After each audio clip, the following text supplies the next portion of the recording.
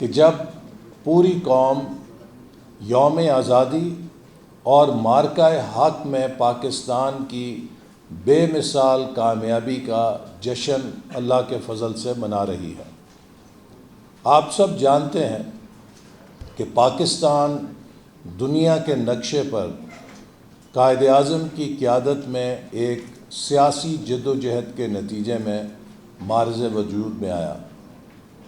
قائد اعظم نے جب اپنی سیاست کا آغاز کیا تو وہ یہ سمجھتے تھے کہ شاید اس خطے میں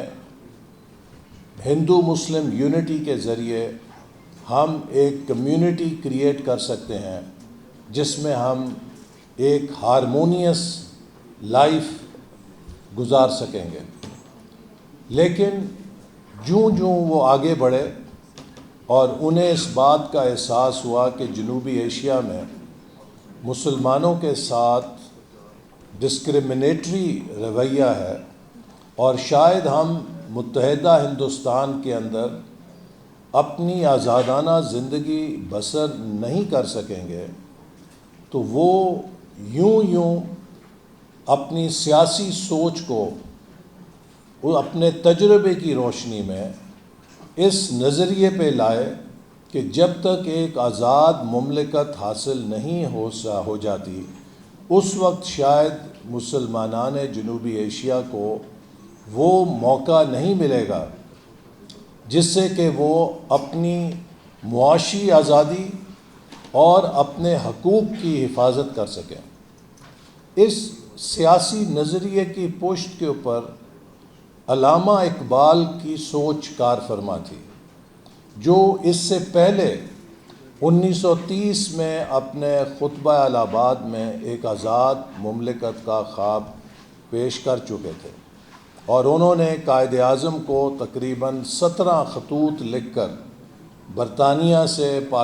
واپس ہندوستان بلایا تاکہ وہ آل انڈیا مسلم لیگ کی قیادت سنبھالیں اور ان کی لیڈرشپ میں ہم پاکستان کی جدوجہد شروع کریں۔ 1940 میں 23 مارچ کو لاہور میں ایک اجتماع ہوا جس میں پہلی دفعہ جب قائد اعظم نے پاکستان کے قیام کا مطالبہ پیش کیا تو بہت سے لوگوں نے اسے دیوانے کا خواب قرار دیا، اور وہ اس وجہ سے قرار دیا کہ مسلمان اس وقت بہت کمزور تھے، ان کے پاس کوئی سیاسی طاقت نہیں تھی، ان کے پاس معاشی طاقت بھی نہیں تھی، وہ ایک بکھری ہوئی قوم تھے اور پسے ہوئے لوگ تھے۔ لہٰذا اس وقت کے جو سیاسی پنڈت تھے وہ اس چیز کو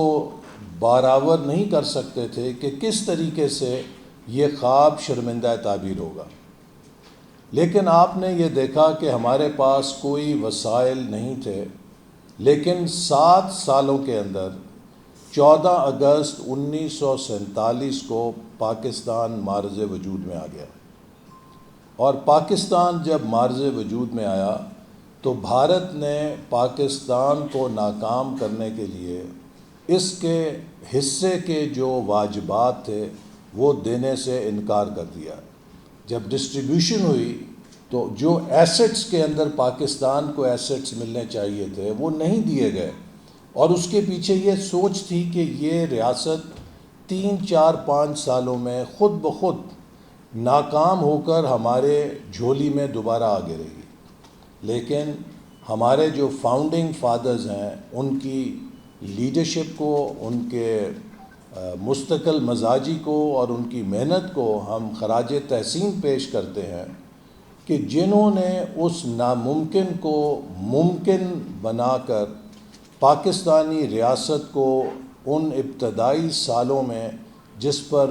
مہاجرین کا بوجھ تھا، جس کے اپنے وسائل نہیں تھے، ان سب چیلنجز سے کامیابی سے نکال کر اپنے پیروں پہ کھڑا کیا۔ 1947 سے اگر آج ہم اپنے ترقی کے سفر کا جائزہ لیں تو ہم نے بہت سارے شعبوں میں حیرت انگیز ترقی کی ہے۔ جب پاکستان قائم ہوا تو پاکستان کے دفتروں میں نہ فرنیچر تھا اور نہ کاغذ جوڑنے کے لیے پن تھی، اور ہمارے دفتروں میں کانٹوں کے درختوں کے کانٹوں سے وہ کلپ کرتے تھے پیپر، جو ککر کا درخت ہوتا ہے اس کے کانٹوں سے کاغذ جوڑے جاتے تھے. ہمارے پاس کامن پن بھی نہیں تھی. لیکن آج وہی ملک دنیا کی 7ویں ایٹمی طاقت ہے.